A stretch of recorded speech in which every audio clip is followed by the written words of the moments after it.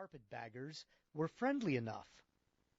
They often spent their free time drinking the weak wartime beer in local pubs, and many had accepted invitations from villagers to come by for a home-cooked meal. But if asked about what they did, the young men grew tight-lipped and evasive.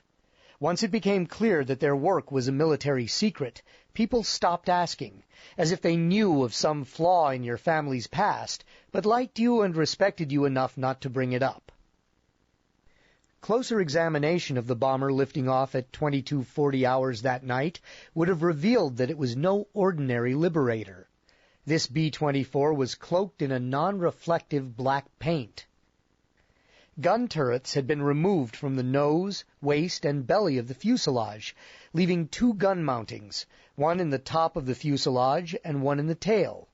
The crew had been reduced from the standard 10 men to 8. Bomb racks had been stripped from the aircraft and replaced by specially designed racks for carrying supply containers. Both the racks and the containers were of British manufacture. A plywood trap door had been fitted over the hole in the floor where the belly gunner's turret usually was, a hole meant to allow parachutists to exit the aircraft one at a time. The Air Force called it the Joe hole, referring to their universal name for jumpers. Advanced avionics had been added to the plane, as well as a primitive friend or foe identification system. There also was advanced radio equipment and an early radar device designed to help prevent the plane from hitting the ground when flying at low altitudes. Oxygen bottles had been removed. This plane wouldn't be flying high enough to need them.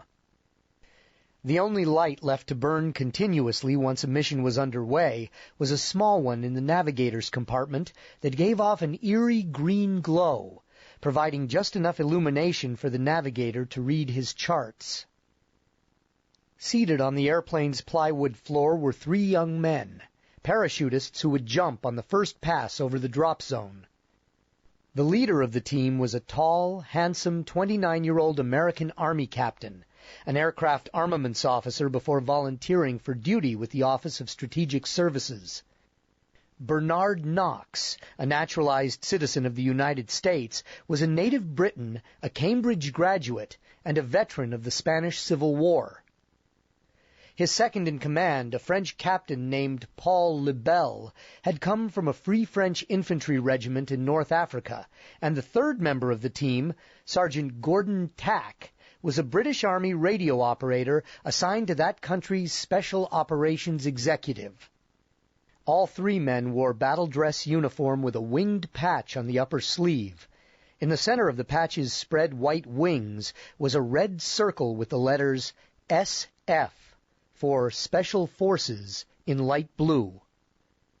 Their equipment was an odd mixture: British radios, American M1 carbines and .45 caliber pistols, and British compasses. The men wore canvas money belts stuffed with hundreds of thousands in French francs and a smaller amount of American dollars. Over their uniforms they wore standard British jump smocks, their pockets crammed with code books and radio crystals. On their heads they wore British parachutist helmets, on their feet American jump boots. Positioned above the bomb bay were 12 Type C containers, man-sized tubular-shaped canisters filled with weapons and other equipment for the resistance fighters. These would be dropped during the aircraft's second pass over the planned drop area, followed by 12 more from a second B-24. The containers were stamped from sheet metal with reinforcing ribs on the surface. Each had an opening which ran the length of the container and was fastened closed with 3 latches. A small compartment at one end held a parachute. Protruding from a hole in the compartment was a static line that was fastened to a bar in the aircraft's interior. When the container left the aircraft, the line would pull out the parachute. Carefully packed in the larger main compartment was a standard load of submachine guns, ammunition, grenades, explosives, radios, boots, and other gear, the impedimenta of guerrilla warfare.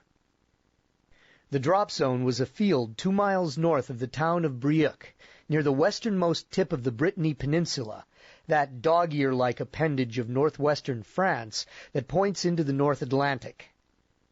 The field was ideal for receiving a parachute drop of men and equipment, a rolling, pastoral stretch of countryside with no high-tension wires or other obstacles on the field itself or along the plane's approach path. The previous evening's French-language news broadcast by the BBC had been followed, as it was every evening, by coded personal messages intended for various French resistance groups. Nonsensical phrases that were pointless to anyone but those who knew their hidden meanings. Jacques has a tall brother, or the first snow fell in November, or some other such silliness. One such message had meaning for the members of the Finistère resistance, who picked up the BBC broadcast on a hidden radio in defiance of an edict by the German occupation authorities. One of the personal messages informed the members of the impending arrival of the three-man team and had directed that the reception committee, the men and women who would await the parachutists at the drop zone, should use a light to flash a prearranged letter in Morse code as the aircraft approached, indicating that the drop zone was secure, that no Germans were in the immediate vicinity. Monsieur Arzel, deputy police chief of Quimper, a large market town to the southwest, organized the reception committee. Around midnight, members of the resistance from nearby villages converged on the drop zone and began preparation for the team's arrival. A small truck and a few horse-drawn wagons were pulled out of sight into the nearby woods, partly to remain hidden from anyone who might pass by, and partly to keep the horses from being frightened by the low-flying aircraft. Armed men took up positions on approaching roads and trails to provide security against possible German patrols. Other men broke up into small groups for retrieving the metal containers packed with arms and ammunition and loading them onto the wagons. It usually took 4 to handle each container. Still others prepared 3 small bonfires. These were arranged to form the corners of a large triangle to mark the drop zone, and were not to be lit until the aircraft could be heard approaching from the expected direction. When all was ready, the reception teams hid along the edge of the woods. Shortly before 1 o'clock in the morning, the drone of the plane was heard, and the bonfires were lit. Once the unmistakable shape of the Liberator loomed in the pale moonlit sky, a man standing on the drop zone aimed a flashlight skyward, with a tubular attachment to hide its beam from anyone but those in the bomber. He blinked the appropriate dashes and dots to indicate the prearranged letter. Aboard the Liberator, an Air Corps sergeant, called the dispatcher, stood near the Joe-hole. Only minutes earlier he had removed the plywood trap door in the floor of the bomber. The pilot, however, unable to spot any lights marking the drop zone, circled for 20 minutes searching for the triangle of small bonfires, the center of which would be his target. While the triangle lighting system of marking drop zones was common, it was only one of 4 methods used during the war. Special operations piloting was something more than an acquired skill, and it demanded the very best pilots. It was low-level, seat-of-the-pants flying in a ponderous heavy bomber designed for formation flying at high altitudes. The B-24 could be cumbersome at these lower altitudes. The machine had to be manhandled. After circling for a time, the pilot informed the dispatcher that he had finally spotted the fires. Then the pilot leveled the plane off and began his run-in, at an altitude of around 600 feet above ground level, lowering the flaps halfway and slowing the bulky plane to about 125 miles per hour, barely above stall speed. For everyone aboard the airplane, nervous tension rose in proportion to the slackening of the engines. With the bomber on final approach, the sergeant shouted, "Running in!" loudly enough to be heard over the groan of the 4 huge Pratt & Whitney engines. The dispatcher then busied himself rechecking the static lines leading from the men's parachutes, which he had moments before hooked to an anchorage in the floor just behind the Joe-hole.